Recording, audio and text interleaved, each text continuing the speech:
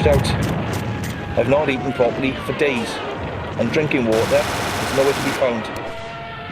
I ran out of water in my water bottle a few days ago.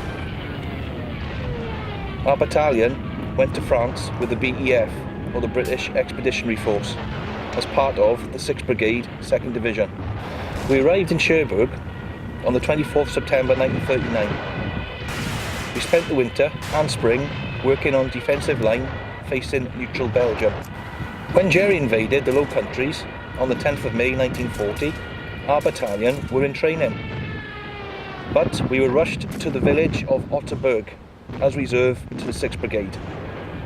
On the 14th of May, we first made contact with Jerry on the River Dyle at Otterberg. Our forward company was subjected to intense mortar fire and a series of unsuccessful attacks through the day. While this was going on, our CSM, or Company Sergeant Major, told us that Jerry had broken through near Sedan. This was threatening our southern flank of the BEF. Orders were received for our battalion to withdraw. This came on the night of the 14th and 15th of May, I believe. We had been promised trucks to carry us back to the River Escaut, but these failed to arrive. So we had to make a withdrawal on foot. While marching, meals were hurried, and irregular rations were frequently supplemented by slaughtered livestock. Nothing interfered with our battalion's ability to march though. In one period of 30 hours, we covered 40 miles without leaving a single straggler behind. Late on the 18th, the trucks eventually arrived and took us to Tournai on the Escaut. There, we held the river line for 40 hours. The whole time, we were all being heavily shelled and bombed by Stuka dive bombers. On the 20th, Jerry again was looking to outflank the BEF. We received further orders to again withdraw to a rest area near Bethune. This break for us only lasted 2 hours, before we were ordered back into action to recapture 4 bridges over the Bassy Canal, south of Saint Fantnant. I think that's what it's called. This is where a new defensive line was to be established. The distance between the 4 bridges is 3 miles. Too much for one fit battalion, never mind a battle-weary one with no support. On the 24th of May, we made our first assault. It was clear to us all we were facing a far superior armoured force. Our battalion advanced westward, parallel to the Canal de la Ris, on our right. We took the hamlet of St. Flores, but we could not force our way to St. Venant. Meanwhile, I saw D Company run into an ambush and suffered heavy casualties. Next morning, B Company took the village of Robert, south of St. Venant. I could see the lads advance in open order, using fire and movement by platoons. A copybook exercise culminating in a bayonet charge. Unfortunately, although they reached one of the bridges just beyond the village, I could see that they had found themselves surrounded and besieged, with 3 or 4 officers being wounded. They held the village until darkness, when survivors broke out in small parties. We again attacked a number of times, but were pushed back by Jerry with their armour. We received terrible casualties. Another withdrawal was the inevitable outcome. By this time, my heart was broken.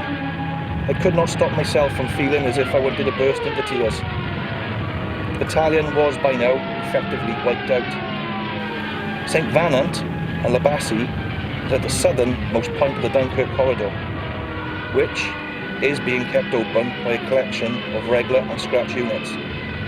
A heroic defence of villages and towns such as La Bassy, the Paradis, Castle, Wormolt and Bruges brought time needed to allow the bulk of the BEF and the 16th French Army Corps to begin evacuation from the Dunkirk pocket. On the order to withdraw, we had lost 759 lads, with only 3 officers and 80 of us making it to Dunkirk. The road to Dunkirk is littered with cast-off equipment. Nothing too big, nothing too small. It was all there. The army vehicles which we were leaving behind is being burnt out to deny their use to Jerry. There is sufficient kit to keep an army and navy stores supplied for 100 years or more. There are vehicles of all kinds, large artillery pieces with their barrels spiked to lightweight tanks sticking up out of the waterways. The sight of all these valuable military pieces was depressing to me. It told the story of an army routed and defeated. Soon, what was left of us had entered the main port of Dunkirk, which appeared mostly to be in flames, and a loud dismal sound of collapsing buildings reverberated through the empty streets. As we walked through, it appeared there had just been an air raid. Dunkirk was in ruins. The roads were cratered everywhere, and tram lines stood on end where many of the bombs had landed. The corpses of mutilated soldiers lay everywhere, and the smell of burning flesh was sickening. What was left of us were told to carry on moving. We all made our way over the sand dunes and moved along the Panne, I believe it's called, which is a little to the right of Dunkirk itself. On getting here, I was speechless. What I saw made me lost for words. There are hundreds and hundreds of soldiers on the sand, and ships coming in, trying to pick them up. There are so many. I thought, they'll never get these lads off here. I did see the most magnificent bit of British discipline here. As I moved forward, I could see lads in the water. They stood in rows of 4. They stood in the water. The tide came in, and they went up to their chests, and then went out. And then it came back. I was there for 3 tides, and staying there at night. Of course, there was the odd lad who left the road for obvious purposes to nip back over the sand dunes. But when he came back, a hand would go up. Over here was the surreal but terribly British call. I was watching in horror as I saw Stuka dive bombers. They were diving with that horrific scream, which was sending utter terror inside me. They came down screaming and were knocking out the little boats that were trying to come in to the rows of lads waiting to be picked up. In the close distance, I saw a destroyer, actually packed with men on board, take a direct hit.